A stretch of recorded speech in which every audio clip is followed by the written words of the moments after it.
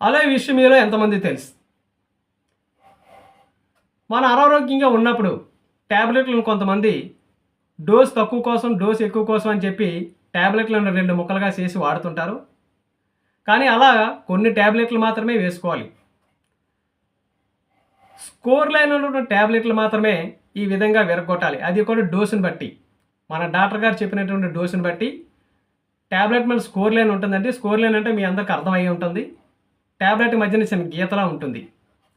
అది score line. ఆ score line ఉన్న టాబ్లెట్లు మాత్రమే మనం విరగ్గొట్టి వేసుకోవాలి డోసుని బట్టి.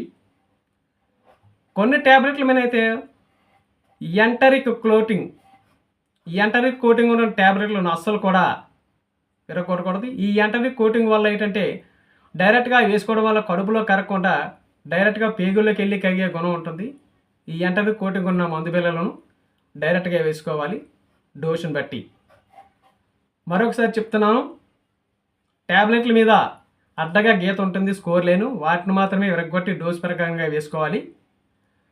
ఈ ఎంటరిక్ కోటింగ్ ఉన్న టాబ్లెట్ల మట్టుకు ఎట్టి పరిస్థితులు కూడా విరగొట్టకండి, డైరెక్ట్గా వేసుకోండి. అవి డైరెక్ట్గా మన పేగుల్లోకి వెళ్ళి కరిగేలా చేస్తుంది.